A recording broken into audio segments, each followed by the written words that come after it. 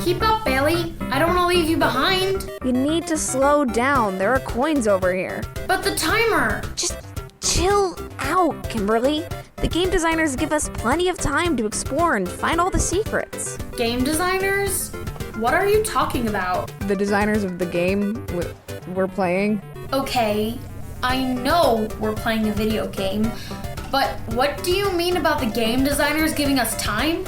I thought the goal of this game was to reach the end of the level before the time runs out. Yeah, but that doesn't mean we shouldn't be looking under every rock, exploring every crevice, or climbing every tree. There are secrets to be found, new worlds to unlock. Secrets? New worlds? Obviously, you've got a lot to learn. Well, then teach me. Okay, first, we've got to look for signs of secrets. Okay, what would that look like? It could be anything, but a good start is coins that look like they might be impossible to reach. Oh, like those over there? Exactly. We could waste our time trying to jump up there, or we could look around for a secret door or button. Or this lever over here? Exactly. A ladder. Now we can reach those coins. You're getting it. Is there anything else up there? Yeah, I see an old radio. Awesome. Want to listen to it? But the timer? Don't worry about it. I'm sure it'll start a cutscene. Usually those stop the clock. Usually? We'll be fine. Come on.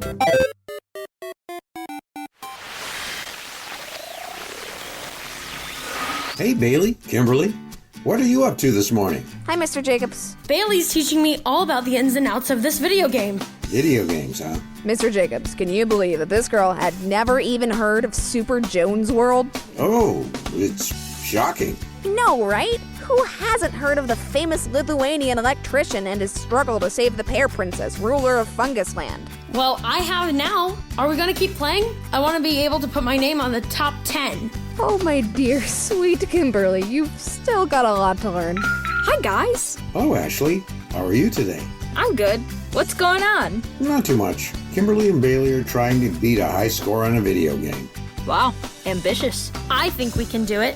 It just takes practice. And a truckload of luck. How about you, Ashley? What's going on with you? I was just reading my Bible. Of course she was. And I had a question for you, Mr. Jacobs. Oh, really? Yeah, I need a definition. Definition? Yeah, like the meaning of a word. Sure. Though I think a dictionary might help you. Yeah, well, I tried that, but I think this word might need a more personal touch. Okay. And what is the mystery word? It's the word honor. I see it a lot in the Bible, and it's like a thing, but something you do too? That is an interesting one. And sorry. I've been expecting a call from Fiona. I'll be right back.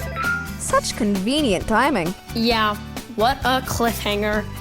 Do you want to listen to the radio while you wait for him to get back, Ashley? Good idea, Kim.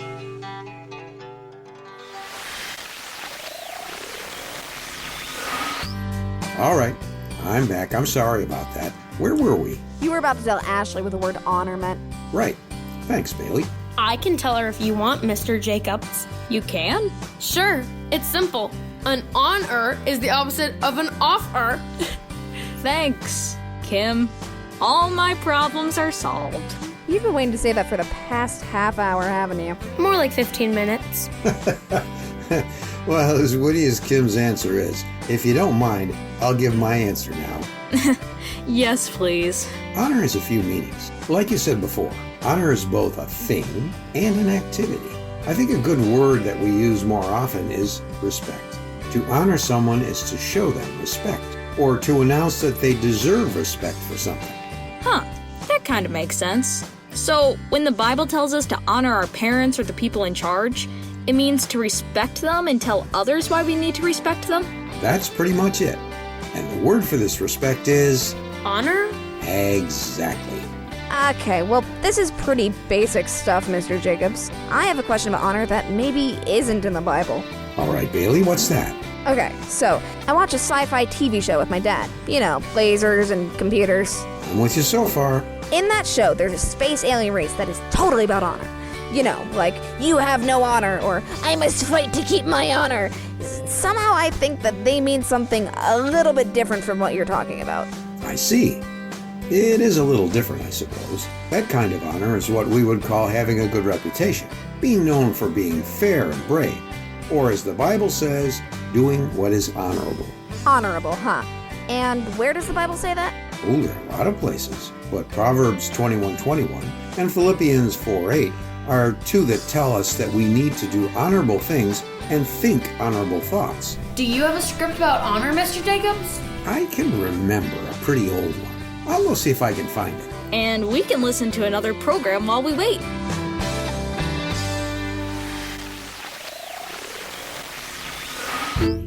And now, from the garage of Lionel Jacobs comes the magnificent drama, The Princess and Her Guest, an adapted biblical parable about honor. Once upon a time, in a faraway kingdom, there was a princess named Velma. I'm not fond of the name, but I had little say in the matter. She was often throwing parties and inviting friends and family members to have dinner with her. I wouldn't miss any one of these parties. The singing, the dancing, the games, and the food. Just simply delightful. One thing that made eating at the Great Hall so interesting is at the high end, there were seats that were soft and comfortable. And at the low end of the table, there were chairs that were not so nice.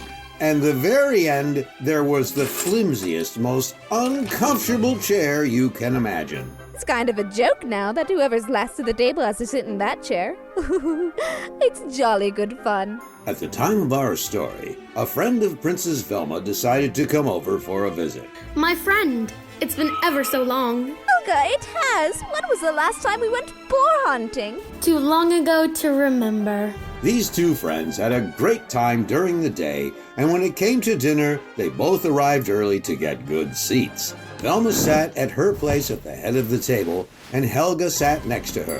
As soon as the dinner bell rang, visitors scrambled to find their places, and soon there was only one seat left. It does appear that no one will be stuck sitting in the last seat tonight. But Velma had spoken too soon, because who should walk in at that moment but her royal grandmother? Good evening, everyone. I was just waking up from my nap.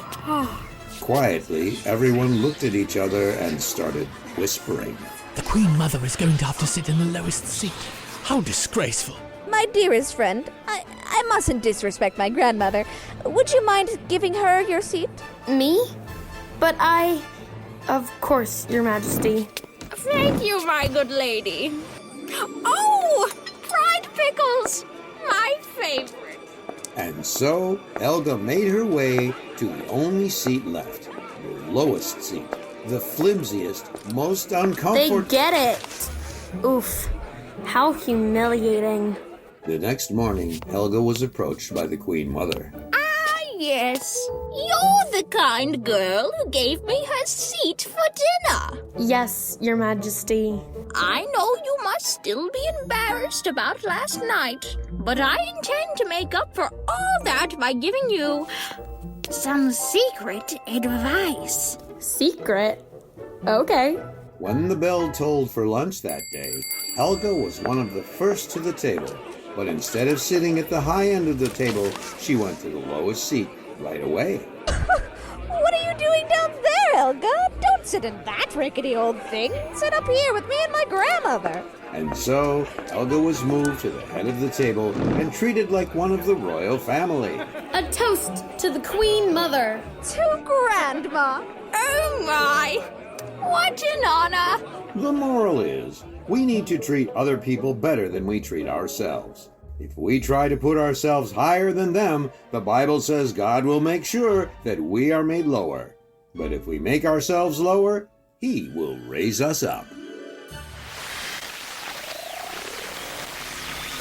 Looking thoughtful, girls. Anything wrong? Yeah, I have a question about that script. Yeah, me too. Me 3. Oh, wow. 3 questions. I didn't think it was that confusing. Well, I'm not confused. I just thought that script seemed a little familiar. Didn't we do that one a long time ago? Maybe. Not confused much, but I was wondering if I've got this straight. The way to get God to make us better than everyone is to make ourselves lower. Is that what I'm understanding? Well, I think you're missing a key part to this whole lesson, Bailey. I figured. There's always a catch. The lesson God was teaching us in that parable wasn't to game the system and make ourselves low just to get God to make us great. He was saying that the greatest people are the ones that show His love to others. Many times people try to do good things and act humble and kind, but God can see past all that and that fake goodness. We can do good things just to get noticed and rewarded. Then that's all we will end up getting. Something tells me this is all in the Bible. Samuel 16:7 and Matthew 6 something. That's right, Ashley. Good enough answer for you, Bailey? I'll let you know if I've got a follow-up. Sounds good. And what's your question, Kim? Well, I was just thinking about these video games that Bailey and I have been playing. I really want to get my name on the top 10, but is that wrong? I mean, isn't that like trying to get the highest, nicest chair in the drama we read earlier? That's a good question, Kim. And it kind of goes along with what I was telling Bailey. It's all about why you're doing it. God tells us over and over that when we are doing something, we need to do our very best. So when it comes to playing video games or doing homework or even learning about the Bible, we need to do our best to learn and grow and work hard at it. It's when we do things for ourselves or when we make these things more important than anything else in our lives that we run into trouble. Besides, I don't think there's any way we're going to get close to being on the top 10 list, Kim, so I think you're safe. Well, I guess we better get back to it. Back to it? Yeah, gotta practice hard, right? But Okay, but I've got to get to my homework eventually. Let's do this. Have fun, you two. I'd better get going too. Thanks for your help, Mr. Jacobs. Anytime, Ashley. See you next week. Bye.